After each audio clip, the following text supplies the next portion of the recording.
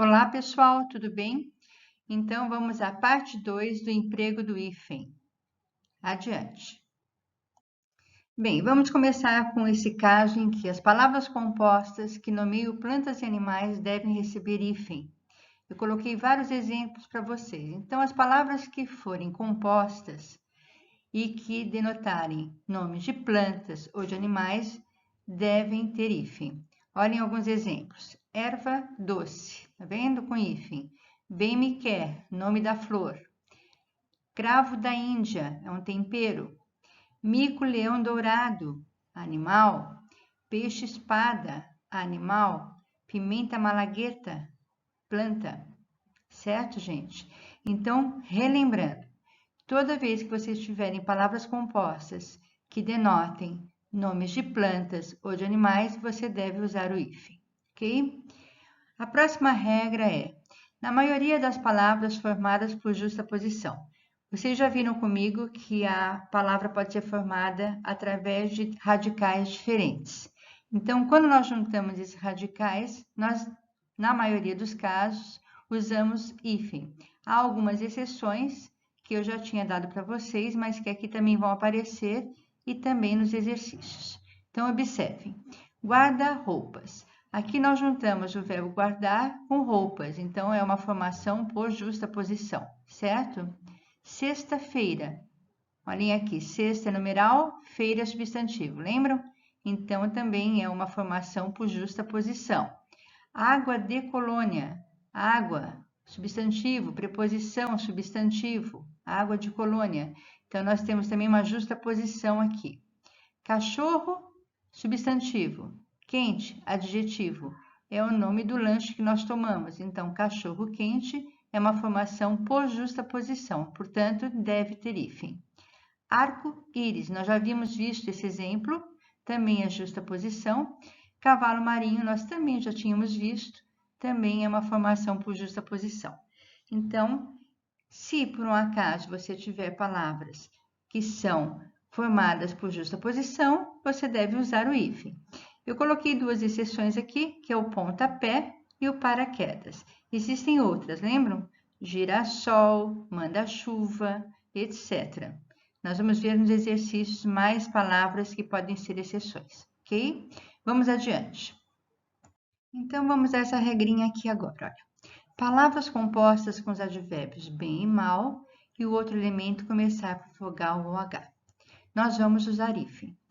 Então, a regra é a seguinte: toda vez que vocês tiverem os advérbios bem e mal e a próxima palavra começar por vogal ou por H, qualquer vogal, tá, gente? Ou H, você deve usar hífen. Senão, você não usa. Você apenas vai juntar sem o uso do hífen. Olha os exemplos que aparecem aqui.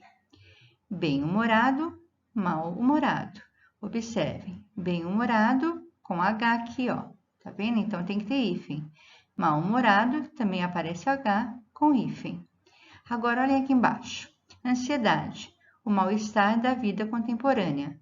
Mal-estar. Tá vendo que tem o hífen? Por quê? Porque estar começa com vogal. Mas se fosse, por exemplo, mal-criado. Mal-criado, criado começa com C, não é nem vogal e nem H. Então, o que nós faríamos? Nós juntaríamos mal-criado, sem hífen. Mal visto, também, sem hífen, ok?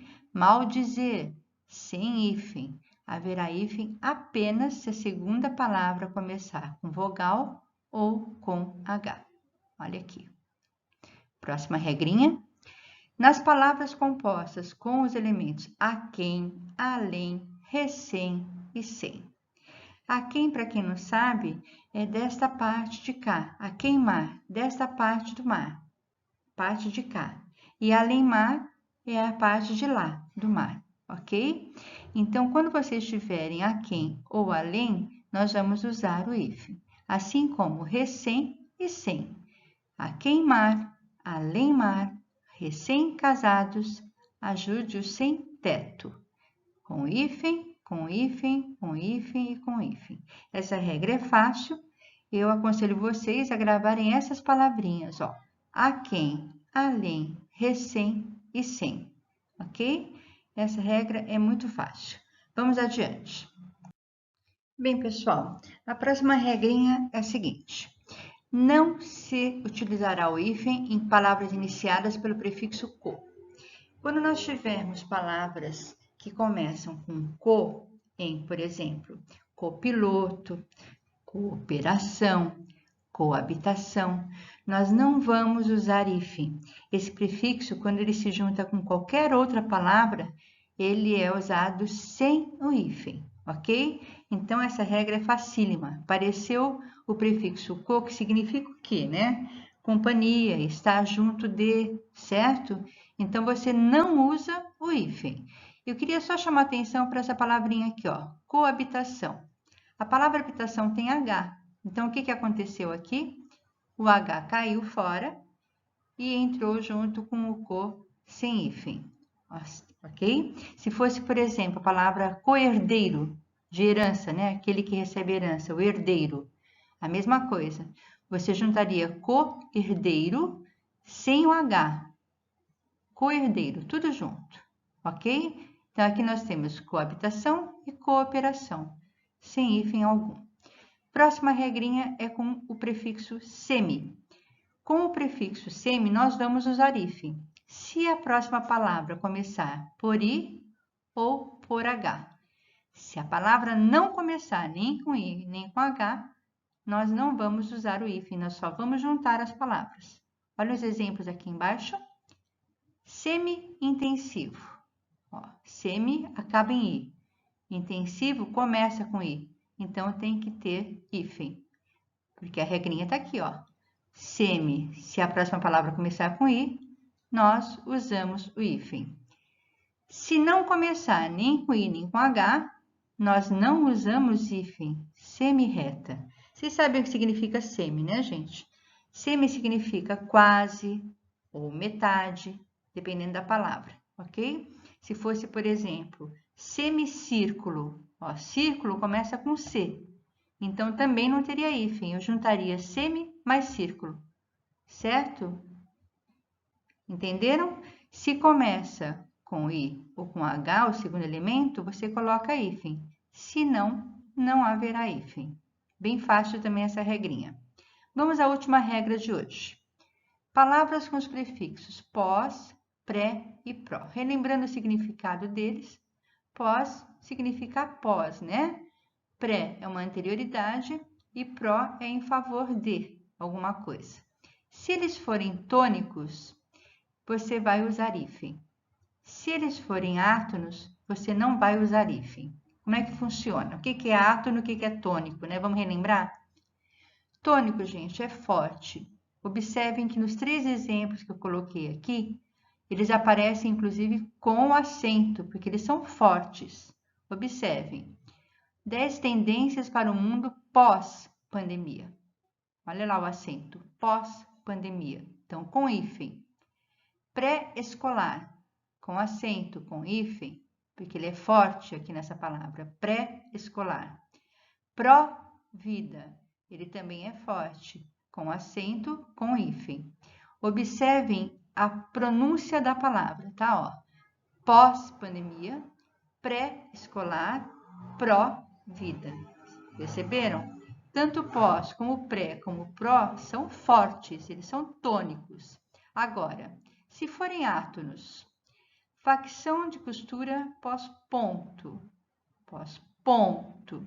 O que é forte aqui? O pós ou o ponto? Ó, pom. Tá vendo que a sílaba forte é pom? Eu não falo pós-ponto, eu falo pós-ponto. Portanto, o pós aqui é átono, ele não é forte como aqui em pós-pandemia. Aqui, diga não ao preconceito. Tá vendo como ele é fraco? Preconceito. Eu não falo preconceito, e sim preconceito.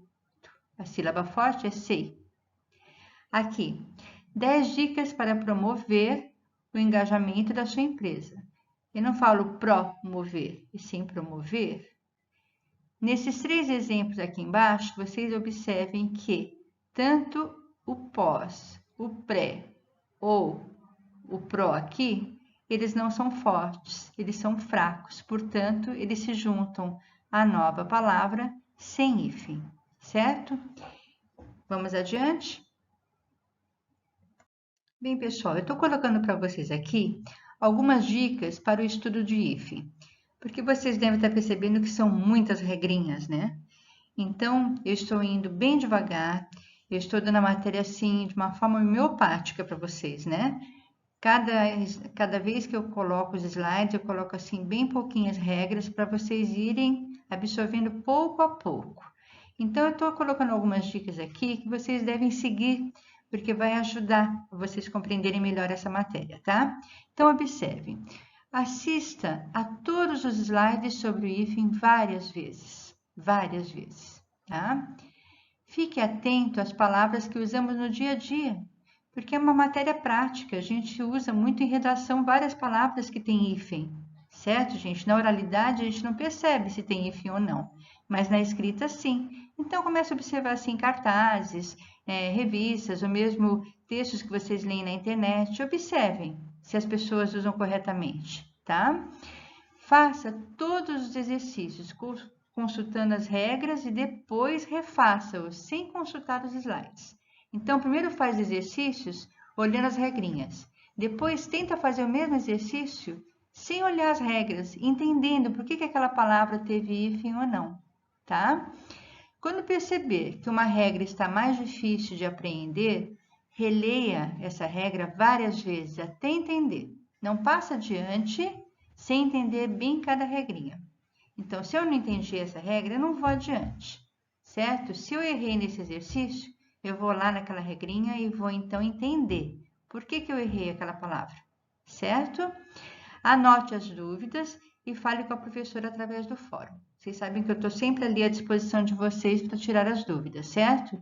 Então, pessoal, sigam esses conselhos aqui que eu acho que vai ajudar bastante. Eu deixei um exercício para vocês já postado, vocês façam e sempre fazendo isso. Vão na regrinha para entender a regra, mas com o tempo vocês têm que ir usando essas palavrinhas sem precisar consultar a regra, até porque nós vamos depois fazer uma avaliação e também vocês vão ter que usar no dia a dia depois uma redação e não vão poder estar com o dicionário do lado, tá certo? Essas regras básicas, pelo menos, vocês têm que saber. Fechou? Então, até o próximo encontro. Beijão para todos, tá?